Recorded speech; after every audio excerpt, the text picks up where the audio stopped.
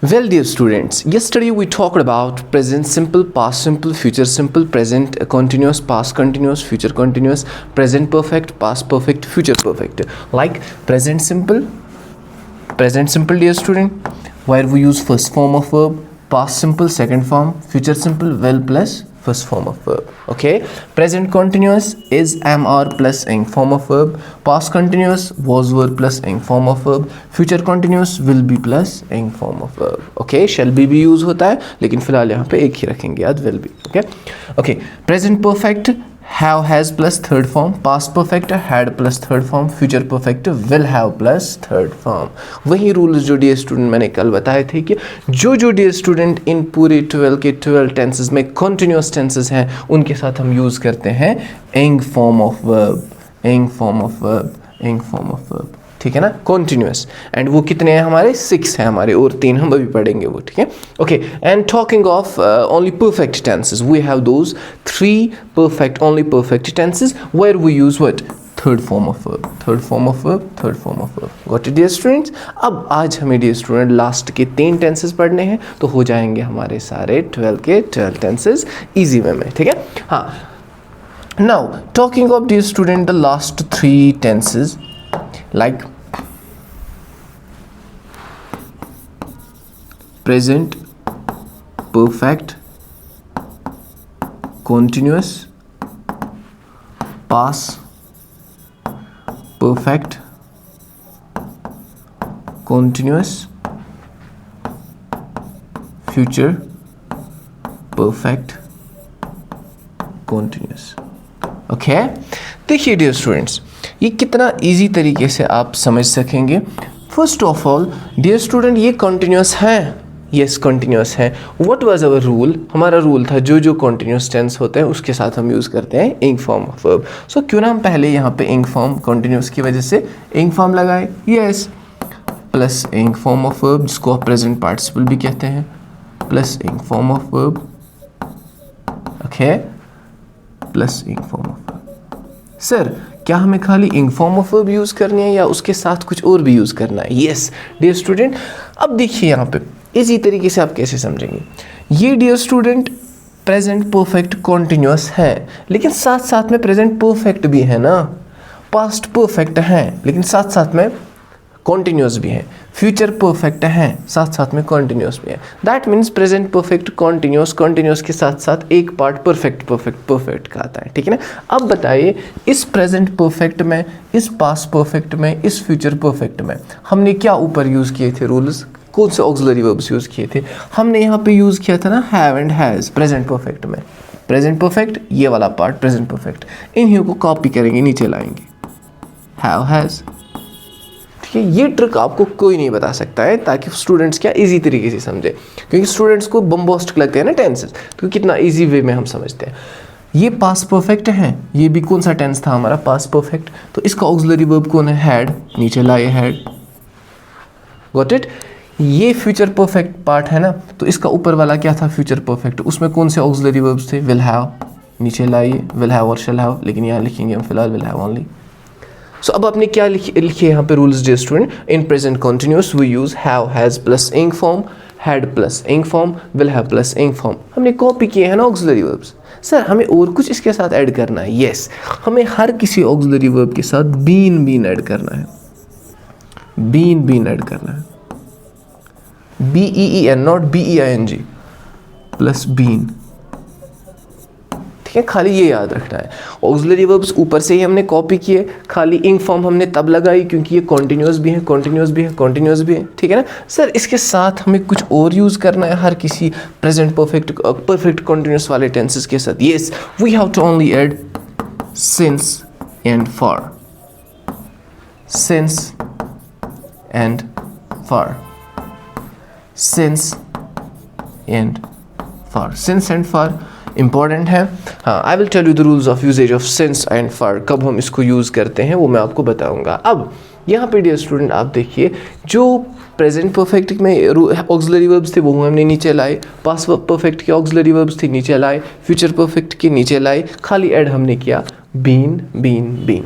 Form of verb कौन सी use करने हैं वो तो यहाँ से पता चलता है, कॉन्टिन्यूस कॉन्टिन्यूस कॉन्टिन्यूस है, ठीक है ना, क्योंकि हमने बिगनिंग में ही बताया था कॉन्टिन्यूस हमारे 6 आते हैं, 6 के साथ हमें 6 के साथ हमें यूज़ करना है क्या, ing form of verb, for example present continuous, past continuous, future continuous, ing, present perfect continuous, past perfect continuous, future perfect continuous, ing हो गए 6, एंड ओनली जो परफेक्ट वाले हैं present perfect, past perfect, future perfect, उनके साथ third form. And अभी हम यहाँ अपनी कॉपी जो की है वो खाली ऑक्सिलरी वर्ब्स ऊपर से हमने कॉपी किए परफेक्ट वाले टेंसेस से, ठीक है। ओके, अब सेंटेंसेस बनाते हैं यहाँ पे।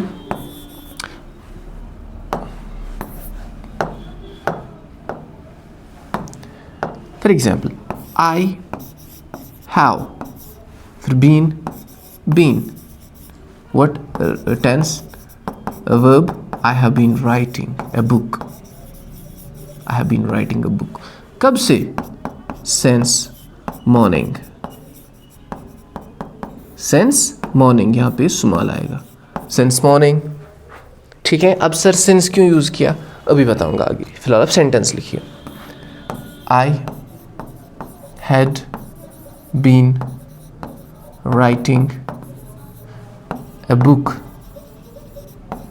since morning. Got it? Future perfect continuous. I will have been writing a book since morning.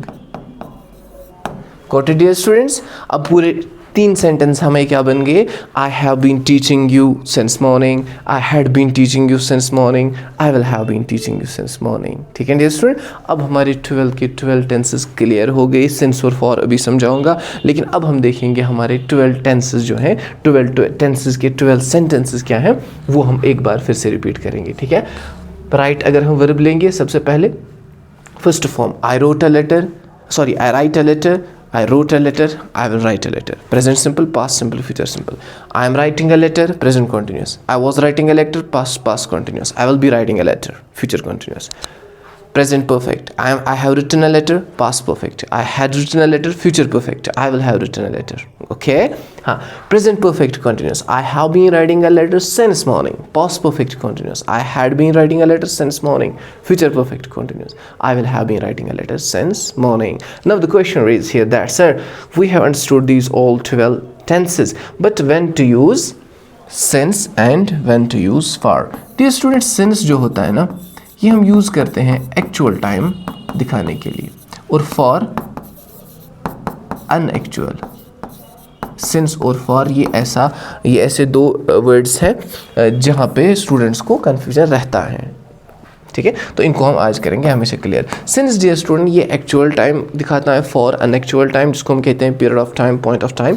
And यहाँ पे सिंस डियर स्टूडेंट कैसे दिखाता है एक्चुअल टाइम, जैसे मैं आपको कह रहा हूँ अभी कि I have been teaching you, sentence क्या है? I have been teaching you, I have been teaching you. अब मैं कह रहा हूं यहां पे I have been teaching you since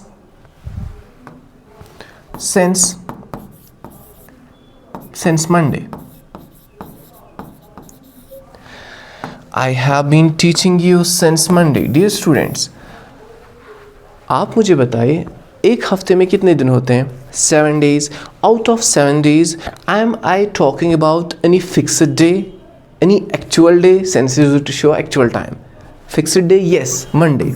So I use since. अब मैं अभी कह रहा हूँ one more example. मैं कह रहा हूँ कि I have been teaching you since March. मैं आपको मार्च से पढ़ा रहा हूँ।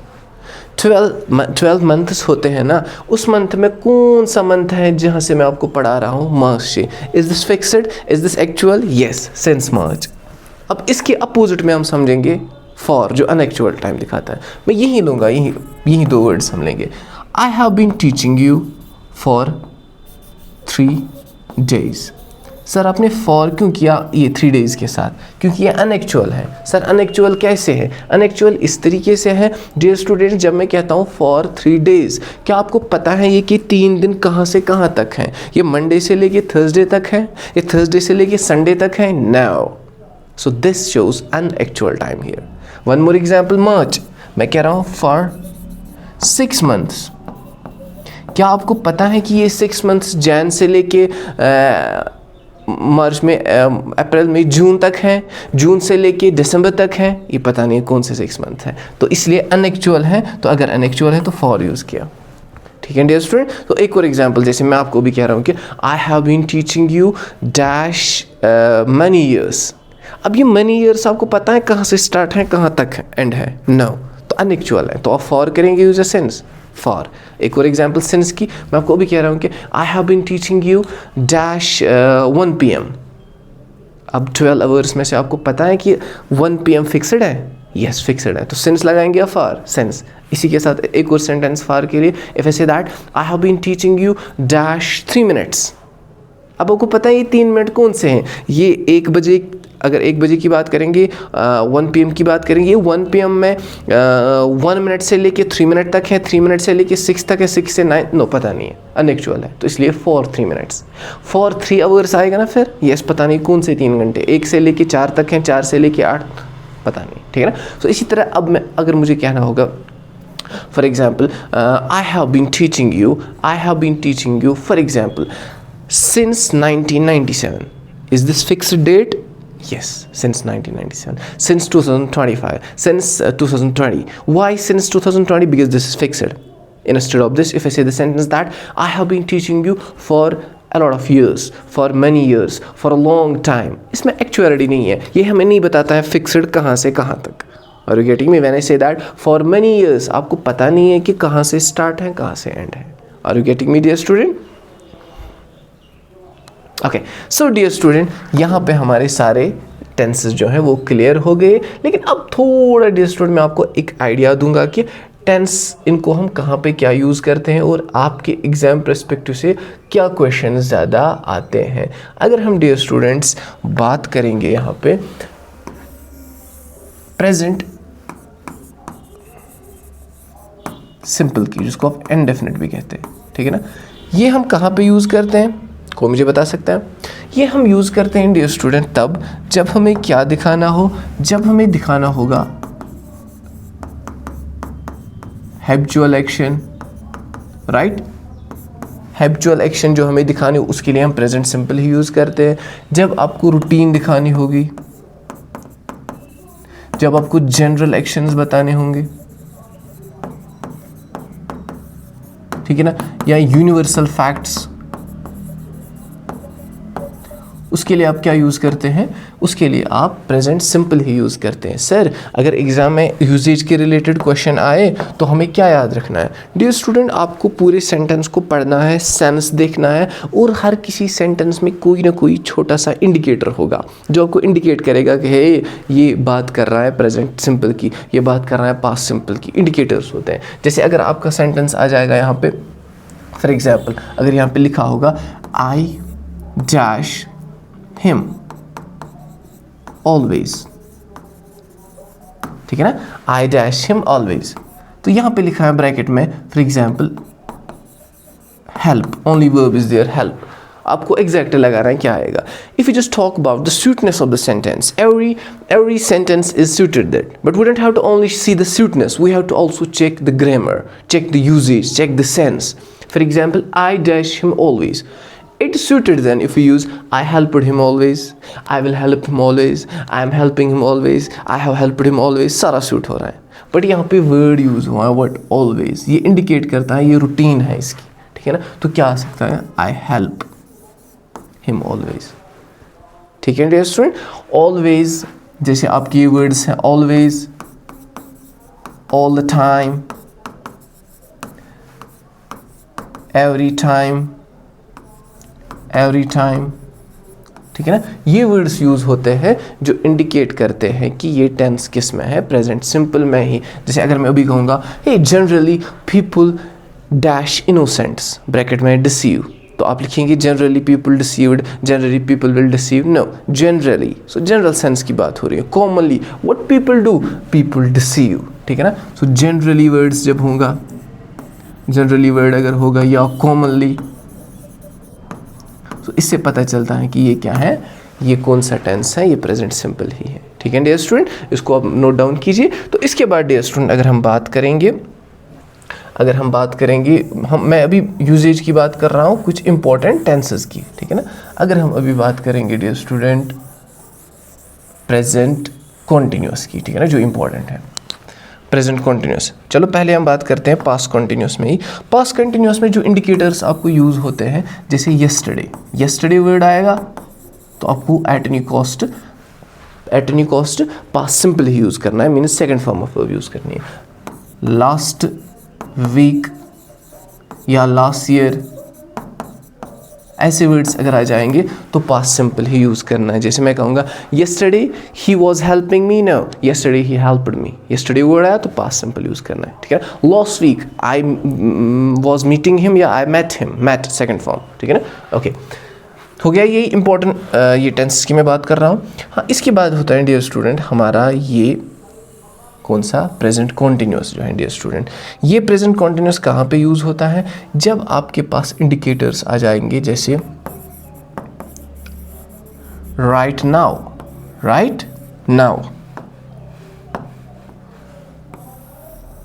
नाउ, ऐसे वर्ड्स आ जाएंगे.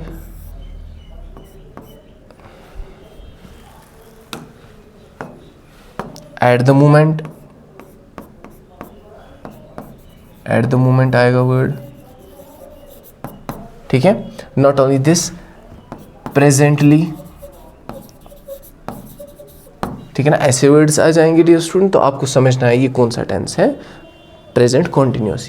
जैसे अभी मैं अगर कहूँगा right now I teach students, in correct sentence, right now actually I am expressing here that right now I am doing any action, right now I am teaching students, ठीक है ना. For example, somebody is buzzing horn outside, so मैं सुनूंगा, मैं कहूँगा who is buzzing horn there right now. At the moment who is calling me, if my phone is buzzing, so I will say that hey, who is calling me. I will not say that who calls me right now, who calls me presently, no. At the moment who calls me, no. At the moment, right now, currently, presently, ये words आ जाएंगे तो हमें समझना है कि ये present continuous ही है. सो आपके माइंड में क्वेश्चन होगा कि what is the difference between then present simple and present continuous. I play cricket and I am playing cricket, इसमें क्या डिफरेंस है. When I say that I play cricket, it means dear student it's my routine, it's my habit that hey my work is this that I play cricket. And when it comes to present continuous, I am playing cricket. For example, somebody has somebody has grasped a bat and he's playing, and you come suddenly, hey, what are you doing in the playground? So he would not answer like this that I play cricket. No, he would say that hey, right now see, I am playing cricket. That means right now I am doing any action, I am doing any movement. Are you getting me? ये difference है dear student. So अगर हम एक और sentence बनाएंगे जैसे hey, what is the profession of Ali sir? What I do? मैं नहीं कहूँगा actually I am teaching students nowadays. No, incorrect. मुझे जनरल में बताना है. Actually I teach students, general में प्रेजेंट कॉन्टिन्यूस, अब सॉरी प्रेजेंट सिंपल. तो अब मुझे यहाँ पे अभी क्लासरूम में कोई कह रहा है कि सर आप क्या बोर्ड पे कुछ कर रहे हैं, what are you doing. So I would answer hey please aren't you saying that I am teaching. I would not say that aren't you saying that I teach. No, I am teaching. Got it? Okay. अब उसके बाद dear student जो आपका important tense आता है जिसका usage आपको पता होनी चाहिए, वो है डियर स्टूडेंट आपका प्रेजेंट परफेक्ट. कौन सा डियर स्टूडेंट, प्रेजेंट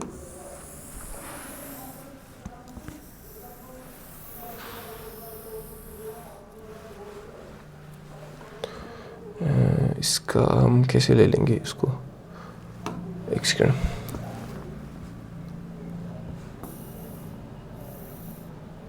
क्या हो रहा है इसे, ऐसे ये करना. हाँ देखिए, अगर हम डियर स्टूडेंट प्रेजेंट परफेक्ट की बात करेंगे, wait dear student a minute, I will keep it down.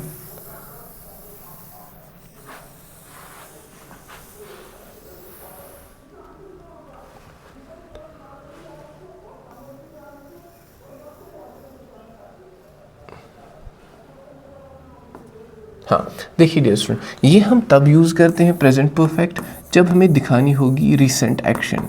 Which action? Recent action, या वो एक्शन जो ऑलरेडी फिनिश हुई हो. Already finished action. ठीक है ना. इसके लिए जो वर्ड्स आएंगे आपके वो होंगे रिसेंटली, ठीक है ना, या वर्ड यही होगा ऑलरेडी, या वर्ड होगा आपका जस्ट. ठीक है ना, जस्ट अभी अभी. ठीक है ना, जैसे अभी मैं आप स्टूडेंट जो है वो चाय पी रहा है, उसने जब चाय पी तो मैं उसको कह रहा हूँ कि have you taken tea. So इसने रिसेंटली पी है ना, वो कहेगा yes sir recently I have taken tea. And when you come out from the classroom somebody asks you hey have you attend the class and you have done this action recently, so you reply like this that hey I have recently attended the class. That means hey I have recently done this action. Are you getting me? हाँ, one more. अगर उस action की बात करें जो already finished हो, है ना, जैसे फॉर एग्जांपल मैं आपको अभी पढ़ा रहा हूँ टेंसेस, तो कल मैं फिर से पढ़ाऊँगा टेंसेस. ठीक है ना. सो आप मुझे क्या वहाँ से कहेंगे, sir you have already taught us this topic. So you would not say that sir you already taught us this topic past simple. No, already action जब फिनिश हुई हो तो वहाँ पे प्रेजेंट परफेक्ट यूज़ करना है. ठीक है ना. जैसे मैं आपको क्वेश्चन पूछूंगा, कोई स्टूडेंट देख रहा है, मैं उसको क्वेश्चन पूछूंगा कुछ, ठीक है ना, फिर उसी स्टूडेंट को मैं दूसरी बार वही क्वेश्चन पूछूंगा. So he would reply me like this, sir you have already asked me this question and I have already answered you. ठीक है ना. He would not say that hey sir you already asked me this question and I already answered you. No, incorrect. ठीक है ना. Already action finished, उसके लिए present perfect, या वो एक्शन जो रिसेंटली हुई है उसके लिए present perfect. And one more dear student जो बहुत ही इंपॉर्टेंट है आपके लिए एग्जाम पर्सपेक्टिव से, वो है डियर स्टूडेंट आपका वही जो हमने अभी पढ़ा, जो है आपका present perfect continuous, past perfect continuous और फ्यूचर परफेक्ट कॉन्टिन्यूस. ठीक है ना. इसमें सबसे ज़्यादा कन्फ्यूजन जो स्टूडेंट्स को होता है वो ये है कि स्टूडेंट समझते हैं प्रेजेंट कॉन्टिन्यूस और प्रेजेंट परफेक्ट कॉन्टिन्यूस जो है ये सेम है. नो डियर स्टूडेंट, अगर हम बात करेंगे for example I am teaching you, I am teaching you, ये कौन सा टेंस है? ये कौन सा टेंस है? ये है present continuous. Got it? Now if you write the sentence same in present perfect continuous, I have been teaching you since Monday. Sir, what is the difference between the first present continuous tense and this one present perfect continuous? Dear student, जैसे कि मैंने आपको अभी बताया, we use this present continuous tense then when we have to show the action which is currently going on, which is in continuation. उस action के लिए हम यूज़ करते हैं. सर ये भी तो अभी चल रही है ना. ये डियर स्टूडेंट चल रही है ये एक्शन इससे पहले स्टार्ट हुई है एंड अभी भी कंटिन्यूएशन में है. एक तो होता है आई एम टीचिंग यू, मैं अभी आपको पढ़ा रहा हूँ. ये है डियर स्टूडेंट कि ये पहले ही एक्शन स्टार्ट हुई है. कब से? मंडे से स्टार्ट हुई है और अभी भी चल रही हैं. अगर इस तरीके से आपको समझ नहीं आएगा तो दूसरे तरीके से इस तरह मैं कहूँगा आई एम टीचिंग यू, मैं आपको पढ़ा रहा हूँ. Simple. I have been teaching you since Monday, मैं आपको पढ़ा रहा हूँ. लेकिन कब से? मंडे से. So when you have to mention the time, किस टाइम से आप ये एक्शन कर रहे हैं, तो उस टाइम आपको यूज़ करना है प्रेजेंट परफेक्ट कंटिन्यूस. जब आपको कहना है सिंपली टाइम मेंशन किए बगैर कि आप क्या कर रहे हैं, मैं पढ़ा रहा हूँ. कब से? जब वो मेंशन ना करना होगा तो प्रेजेंट कंटिन्यूस. जब ये मेंशन करना होगा कि how long have this action been going on, hey I have been learning this chapter for 3 days. That means for 3 days this action has been going on. अब एग्जाम पर्सपेक्टिव से क्या आता है, जब क्वेश्चंस आते हैं, जब डियर स्टूडेंट वहाँ पे इंपॉर्टेंट है, प्लीज़ बी अटेंटिव.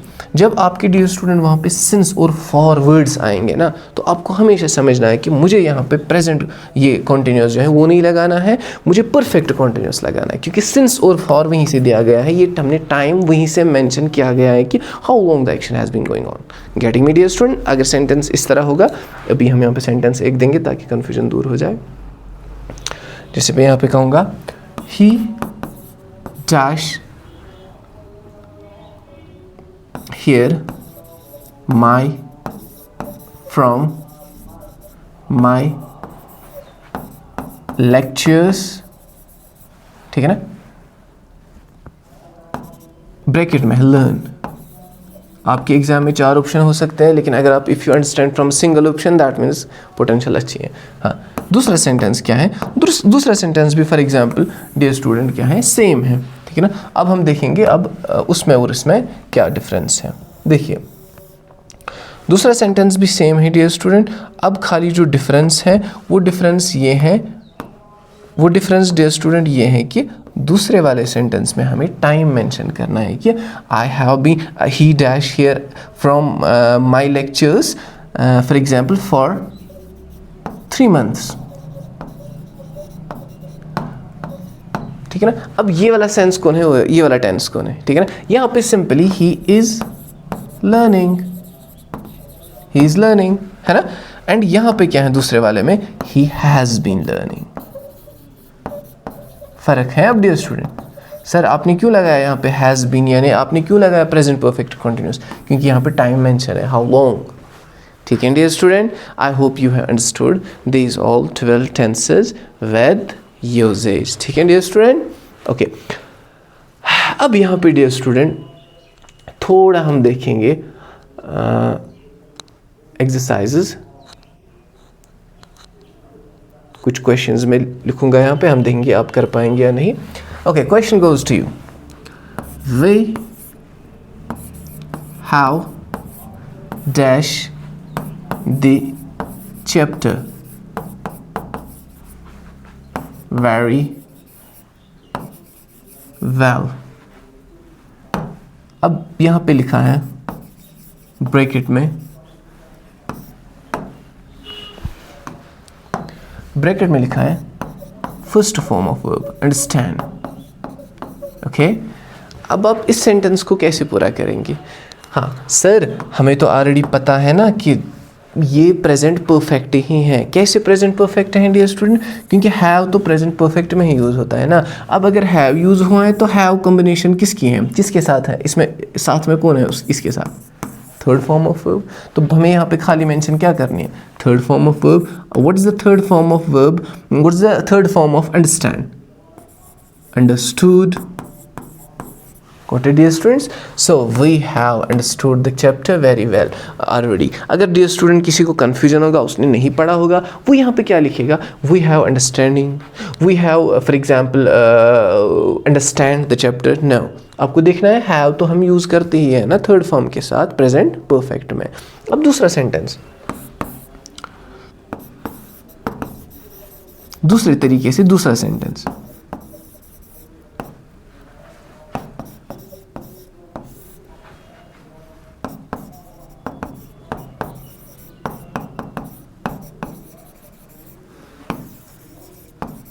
ब्रैकेट में है मेक, लगाई डियर स्टूडेंट। अब आपको यहाँ पे ऑक्सिलरी वर्ब भी लगाना है खुद ही, और उसके साथ साथ क्या लगाना है? टेंस भी लगाना है, फॉर्म ऑफ वर्ब भी लगानी है। कैसे आप क्या लगाएंगे? यहाँ पे वर्ड हुआ है यूज़, आप वीडियो को पॉज करके आंसर दीजिए कमेंट बॉक्स में। Right now you dash this topic very easy. अब यहाँ पे सूट हर कोई होगा जिसको रूल्स पता नहीं होगा, ठीक है ना। अगर आपने यहाँ पे द एस्पेरेंट्स में अच्छी तरीके से पढ़ा है तो आपको खुद समझ आ जाएगा। अगर यहाँ पे है right now you dash this topic very easy, it means यहाँ पे आ सकता है ना कि you are making. Why? Because right now से पता चल रहा है। अगर हम सूटनेस की बात करेंगे तो सब कुछ सूट हो रहा है। You make this topic very easy, you are making this topic very easy होता है। You have made this topic easy, you made this topic very easy, you will make this topic very easy. सारे tense fit और suit हो रहे हैं, but ये सूटनेस की बात नहीं है, ये ग्रामर और सेंस की बात है, ठीक है। ग्रामर रूल्स क्या है हमारे? राइट नाउ जो है ये यूजेज है। यहाँ पे हमें समझ आता है कि एक्शन अभी हो रही है, तो यू आर मेकिंग, ठीक है डियर स्टूडेंट। अब एक और एग्जांपल आपके लिए,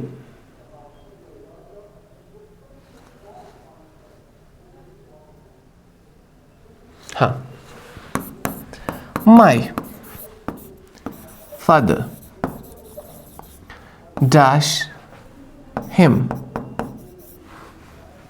last night, ब्रैकेट में कॉल। बताइए डियर स्टूडेंट, कॉल यहाँ पे क्या आ सकता है? वीडियो को पॉज करके आंसर दीजिए। My father calls him last night suit होता है, my father is calling him last night suit होता है, my father was calling him last night suit होता है। बट यहाँ पे वर्ड एक इंडिकेटर दिया गया है लास्ट नाइट, पास्ट सिंपल अभी बताया था। So my father second form of verb, called him last night. ठीक है डियर स्टूडेंट, कोई कन्फ्यूजन है यहाँ पे? अब आपको मैं यहाँ पे एक सेंटेंस देता हूँ, आपको खुद उसका आंसर बताना है और सेंटेंस देने के बाद मैं एक्सप्लेन करूँगा। ठीक है ना, मैं देखूँगा आपकी कितनी पोटेंशियल है।